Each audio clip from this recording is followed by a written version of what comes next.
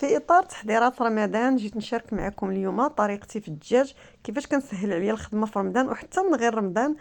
كتكون عندي كيكون عندي الصدر والحشوه موجوده، وكل حاجه الجنيحات ملي كنبغي نديرهم في الفران في خيضات. المهم حتى كيجي ولدي وكيقول لي ماما عافاك صاوبي لنا الدجاجه محمره، فقررت نحيد هاد الدجاجه هادي ونديرها نصاوبها محمره، وقلت علاش لا نشارك معكم الطريقه ديال الغسيل ديال الدجاج والشرموله ديالو عاديه، شرموله بسيطه وعاديه، و ونحضرها معكم النيت.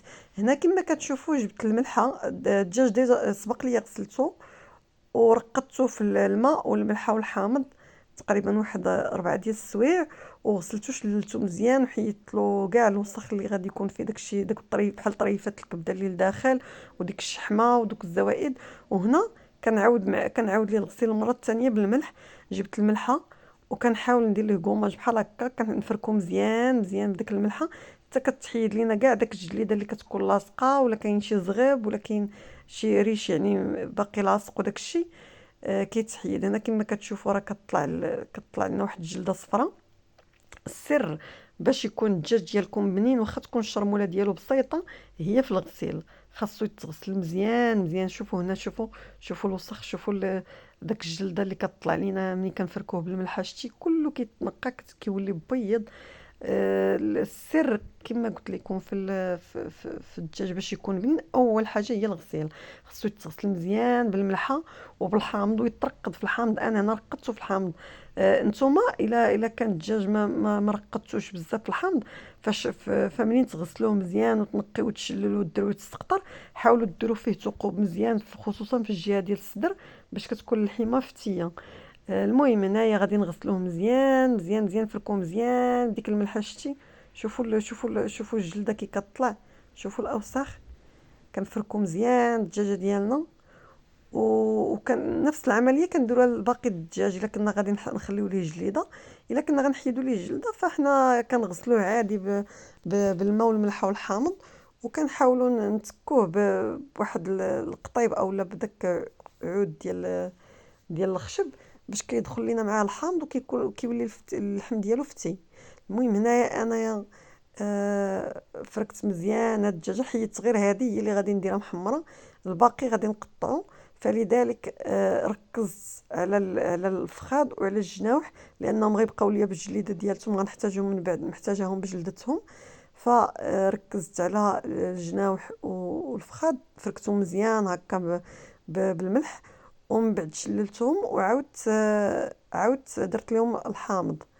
المهم هنايا بلا ما نطول عليكم، هنايا غادي نفرك مزيان هاد الدجاجه هادي، ها كما كتشوفوا مزيان مزيان مزيان مزيان. ومن بعد غادي نشللها وندير ليها تاني نفركها الفركه الثانيه بالحامض وبالملح، ونشللها المره الثالثه ونديرها تسقطر.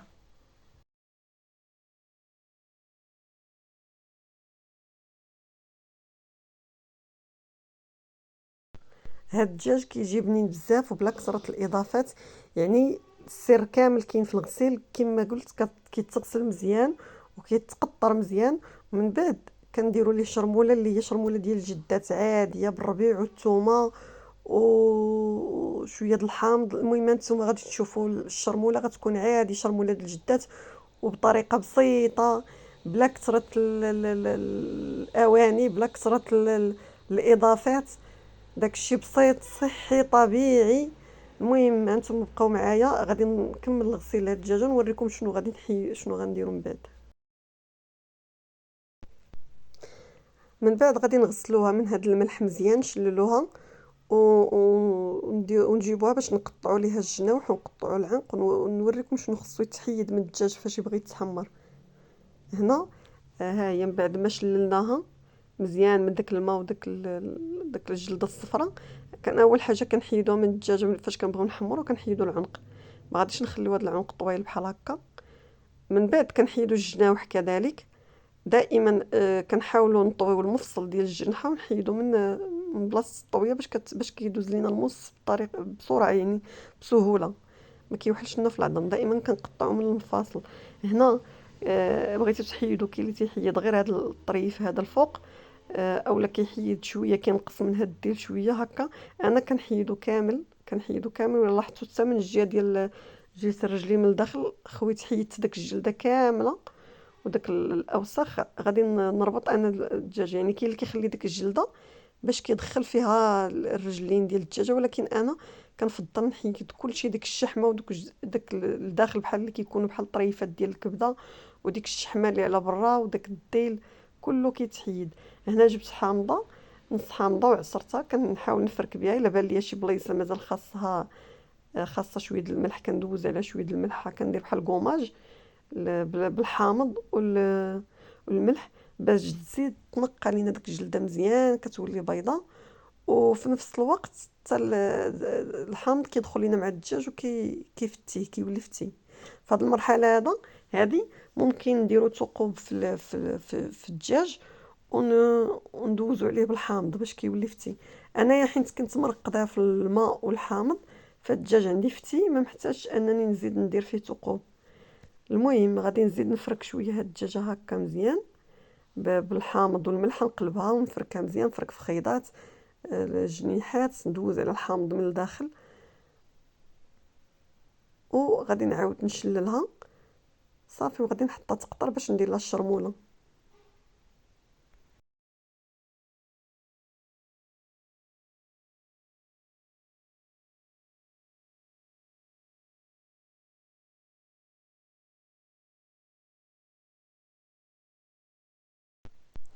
انا هنا ما سرعتش الفيديو، خليته غير بشويه باش المبتدئات البنات يعني الصغار اللي يلاه كيبغيو يصايبوا اول مره دجاج محمر في دارهم، اولا اللي يلاه تزوجوا، اولا اللي مشاو يقراو وبغاو مشهيين دجاج محمر وبغاو يصايبوه على يديهم. فهذه هي الطريقه. فبالتالي انا ما مسرعاش الفيديو، مخليها غير بشويه كيدوز.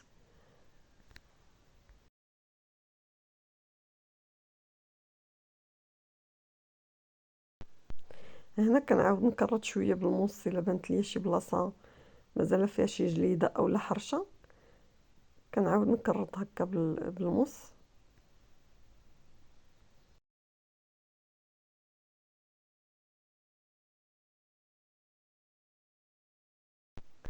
بالنسبه لهاد الجنيوحات كنحيدو هذاك الطريف الفوق اللي كيكون خارج، وكنقسمو كنحيدو كذلك هاد الراس ديال الجنح، هادو كنحيدوهم كنلوحوهم، وكنقسمو الجنح على جوج يعني من بلاصه المفصل بزاف خصنا نقطع.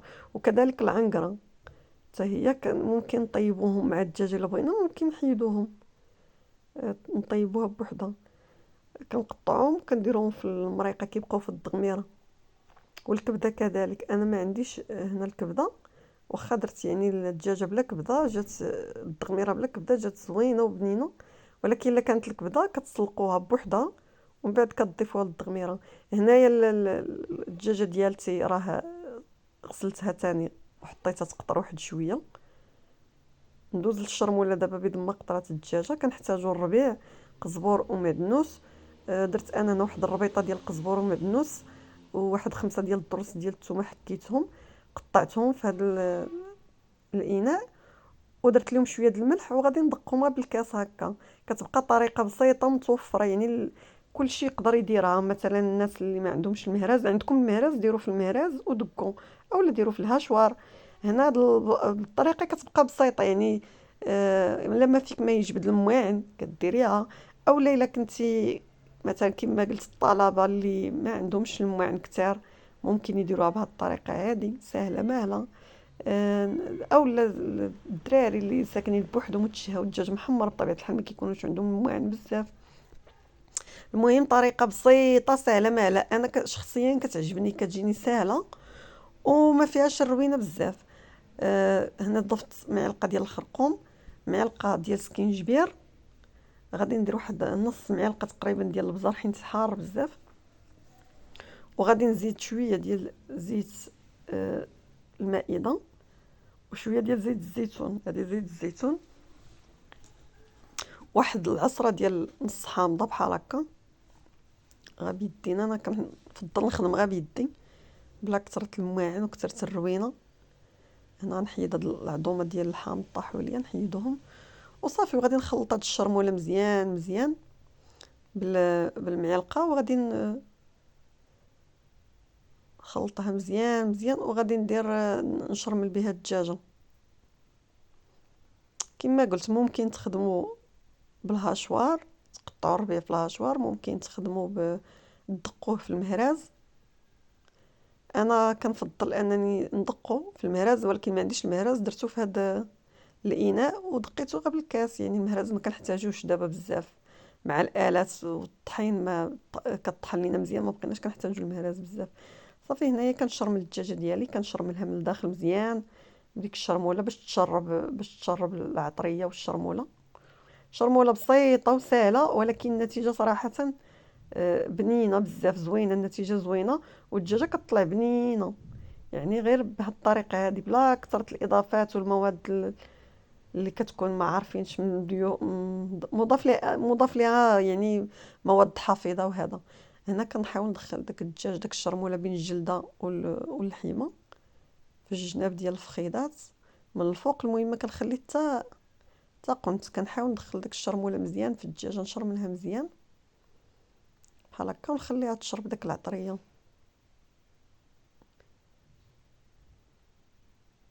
كاين اللي غيقول لك لا حليتي الدجاجه بزاف. انا كندير لها هكاك باش نغسلها مزيان، ما يبقاش، ما كنحملش يبقى داك الوسخ لداخل، داك بحال الكبده ودوك الاحشاء وداك الشيء خصو يتنقى مزيان مزيان، يبقى لنا غير العظم. صافي غادي نجيب واحد الخيط وغادي نربطها بحال هكا، نكروغازي لها هاد الرجيلات، وغادي نعقد عليهم مزيان. صافي هاد الشرموله اللي بقات هي كندخل، نحاول ندخلها كامله في الدجاجه ونخليها تشرب ديك العطريه. ماشي بزاف، غير واحد 5 دقائق حتى ل10. ممكن الا بغيتو تخليوها تزيد واحد الساعه المكانه ماشي مشكل. المهم حتى هكا راه عطات نتيجه زوينه، يعني كتكون بنينه. ها هي هنا غادي نربط ليها رجيلاتها. صافي وندوز نوجد ليها البصله وداكشي اللي غادي ندير ليها باش نديرها تشرمل، باش نديرها طيب عفوا. هنا جبت 2 بصلات كبار قطعتهم هكا شرائح. صافي وضعتهم في الكوكوط، وضعت الدجاجه من بعد فوق الكوكوط، فوق البصله عفوا. صافي وغادي ندير هاد الشرموله اللي بقات، ونحاول نشلل داكشي اللي بقى الشرموله، نشلل بواحد الكويس ديال الماء ونكبو عليه. في داك الكويس د الماء هو اللي غادي طيب. ما بعض المرات راه ما كنديرش كاع الماء، غير دابا ماشي مشكل، غندير واحد الكويس ديال الماء هكا ولا كاسونس.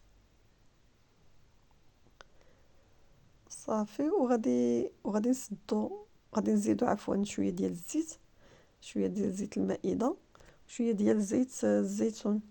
انا هنا كنت زربانه، فبالتالي كنت كندير ديريكت، كنت يلاه جايبه الزيت كندير ديريكت من القراعي، حيت ما كانش عندي الوقت. كنت باغا نقطع الدجاج باش نوجد معكم تحضيرات رمضان، فاذا بي وليت كنصاوب الدجاج محمر. قلت علاش ماشي مشكل نشاركو مع المبتدئات، البنات اللي ما كيعرفوش. هنايا عندي واحد المعلقه السمن كنصايبو في الدار النيت باش كيكون متوفر عندي ديما على طول العام.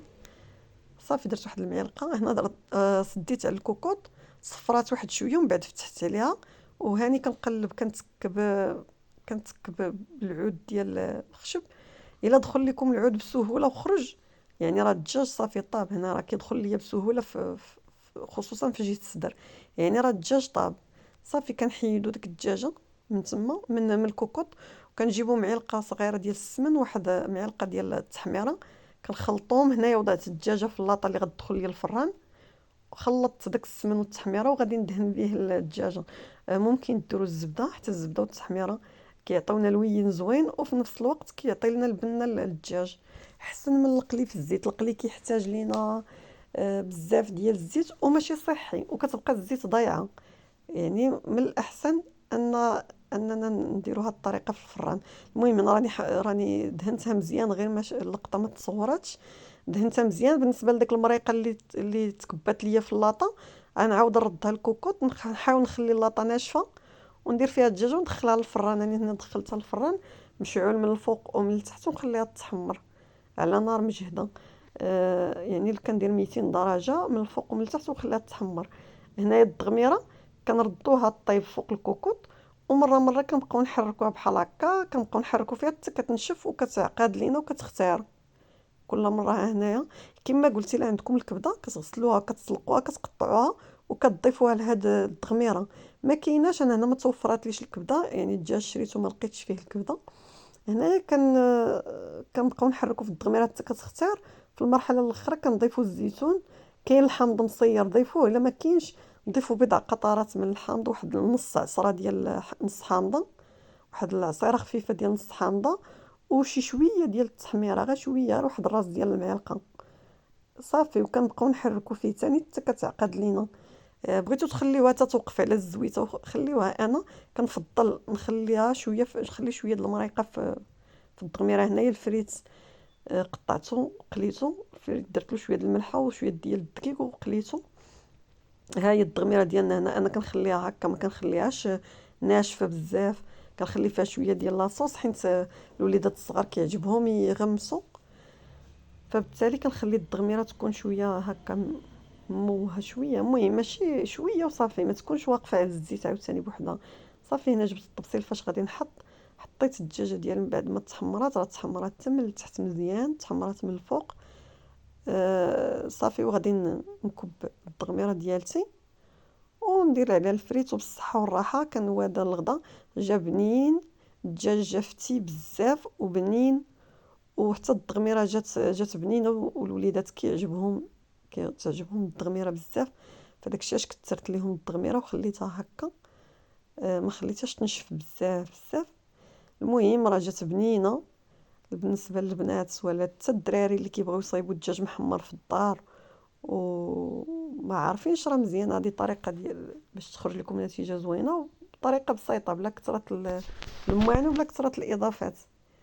المهم كان هذا هو الفيديو ديال باش ما يجيش الفيديو طويل، فقررت انني نقسمو، ندير هذا نديره النص، والطريقه الثانيه ديال تحضير الدرمدان ديال تقطع الدجاج وكيفاش كنوجدو وكيفاش نحضرو ونوجدو باش يسهل عليا الخدمه في رمضان، غنديرها لكم في فيديو ثاني. هذا بارت الاول، بارت الثانيه.